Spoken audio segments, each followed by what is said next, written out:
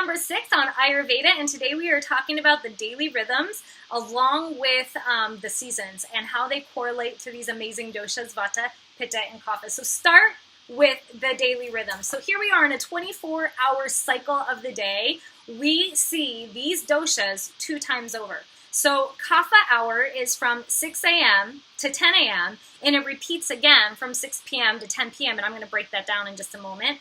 Pitta time is from 10 a.m. to 2 p.m. and it repeats itself again at night from 10 p.m. to 2 a.m. And then the Vata time is from 2 p.m. to 6 p.m. and it repeats itself in the morning from 2 a.m. to 6 a.m. So let's talk about sunrise to mid-morning. This is Kapha time. This is why your body might feel kind of heavy during those very early morning hours, and it's also why you might experience like a certain calmness when you wake up. So Kaphas tend to be slow and heavy, right? If you are Kapha and you wait to wake up till after this period, this Kapha hour, you're going to be stuck in like the major inertia of Kapha time. So get up early. A standard of Ayurveda is to wake up with the sun and take care of your health and well-being. Get your meditation in, get your body in check early.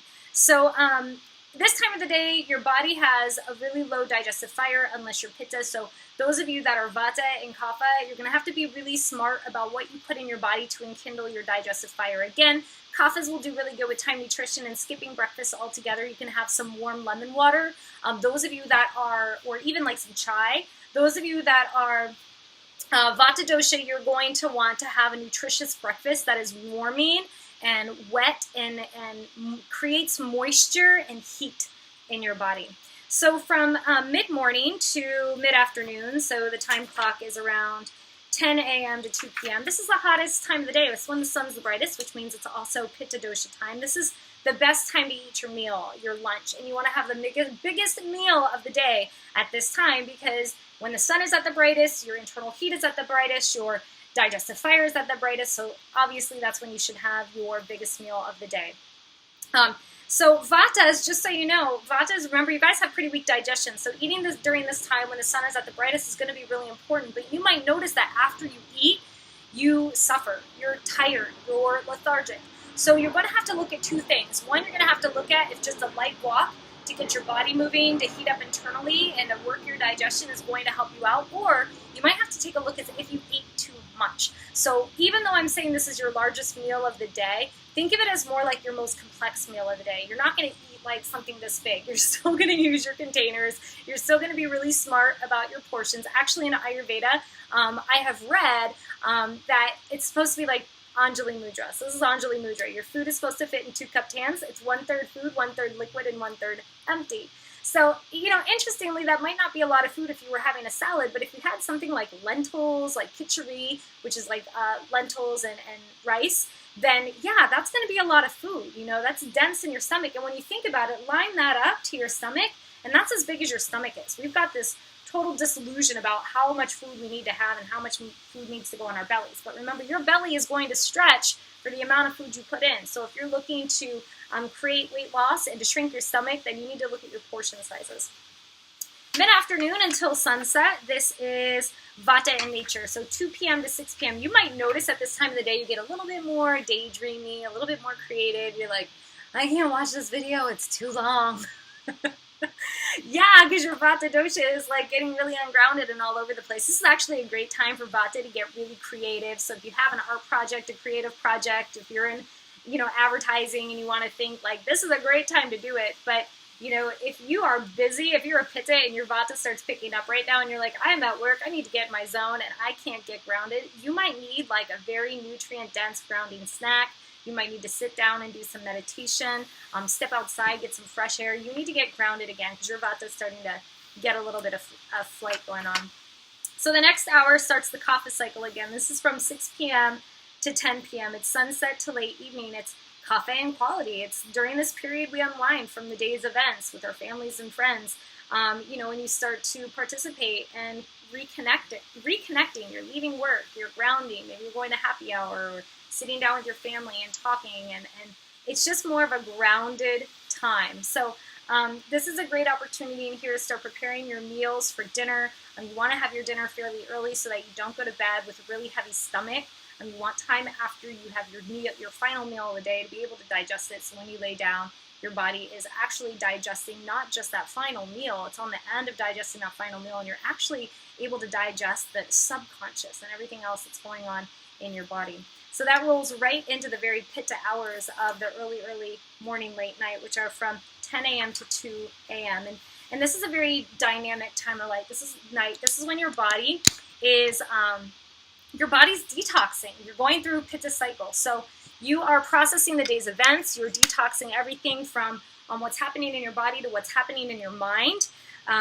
You might find that, you're tossing and turning a lot during this time. If you had a late meal or if you had a lot of spicy foods at night, you really need to be in bed at this time for proper detoxification. Even if you're not asleep at 10 p.m., get in bed, lay down, shut off all the social media, shut off all the crazy mind stuff, and just allow yourself time to relax. It's super duper important. Take some time before you go to bed to do your dinacharya, your daily practices like Abhyanga we'll talk about in a few days here. Meditation would be great. Ground yourself. You'll notice those of you that have late nights out, even if you're not up to a bunch of crazy shenanigans, say you're just up late with family, you guys talk till 2 in the morning. Oh my gosh, my family's here, it's incredible. And then everybody goes to bed at 2 in the morning. Well, the next day when you get up, you feel like crap because your body was never able to actually go through that detoxification cycle. It needed to be at rest from 10 to 2 and you didn't allow that to happen. So keep that in mind. So Vata cycle, the second part of Vata cycle starts again here. It is from 2 a.m. to 6 a.m. And you'll notice during this time, it's, Vata is movement. It's air and space. So you'll notice sometimes between 2 and 6, you need to get up to use the restroom. You do a lot of tossing and turning. There's a lot of peristaltic action, like peristaltic is your intestines, or you have a lot of fidgety action in your body. You might do some fishing out. You have your highest amount of REM sleep during this time because this is when, remember, Vata is creative, so you're in your dreamlike state. So that's sort of the cycle of daily rhythms and how the doshas relate to these rhythms. So perhaps that helps you kind of see a little bit more about what the doshas comprise. The other thing I want to mention is that seasons also relate to the doshas. So when you're looking at the fall seasons where it's like cool and dry and windy, you're looking at Vata dosha. When you look at the winter months, so you're getting to the top of the year, and in most places, maybe not California if you're like me, but most places are going to be wet with snow. It's going to be, daylight savings. You've got this rain coming in with the spring. So you get into this winter spring season of kapha, and then you flow into the summer, and that's when it's freaking hot, right? The sun is out. You're just sweating. It is hot. You're in pitta season. So really fall, winter is going to be vata, and then late winter, spring is going to be kapha, and then summer is going to be your pitta season. So based on what season you're in, that might help you determine what dosha you need to balance. So remember, we were going off of, well, what if I'm dual doshic? Which dosha do I really need to balance? Well, typically you always balance the dosha that's highest, that's going out of alignment. And for most of us, that actually is vata dosha, because vata, being wind, is like a fan, and it fans the flames, and it fans movement of everything else. So it'll like blow your vata out of alignment, or it'll blow your pitta out of alignment. So generally vata goes out of alignment first. But you can also look at the season you're in. So, we're in spring right now, so this is considered vata season. But if you live with me in San Diego, it is hot outside. I'm in a tank top and a shorts, and I am sweating. And we're also already getting some of the ripe summer fruits. And you'll see that what grows in season every single year are the foods that help to naturally balance your body. So just like in winter, you get all these root veggies like sweet potatoes and beets and all these roots that you cook up with spices that are warming and grounding and nourishing, right? And that's what you need when you're dry and light.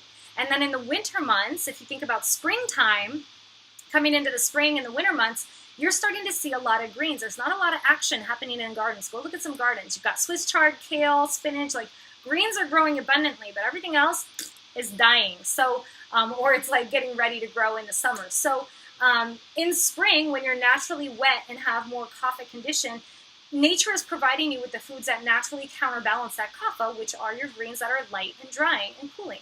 So Coming into summer, you'll notice the other thing. You start going to the farmer's market and you've got watermelon and cantaloupe and berries and foods that have this like cooling and very hydrating essence because it rehydrates and cools your body in the heat of Pitta season. So if you're totally like, I think this is really cool, but I really still am just like, I have no idea what to eat for my body, eat what's in season right now and you will naturally balance the doshas that are naturally going out of alignment with each season. So if it's summer by you, start to eat for summer. If it's spring for you, start to eat for spring. If it's winter, start to eat for winter. And the way you do that is shop at your local farmer's market. So grocery stores are going to carry stuff that is from all over the place and isn't not necessarily growing this time of year. But if you shop at your local farmer's market, not only is the food grown by you and you're buying from an independent grower most likely, but the food is going to be incredibly nourishing. It's going to help balance the dosha that's going out of alignment right now. So I hope you find some peace in that. Have a great day. Stay tuned for the next video so you can learn all about dinacharya and the daily practices that we're going to include in every single day to find our balance and well-being. See you guys soon.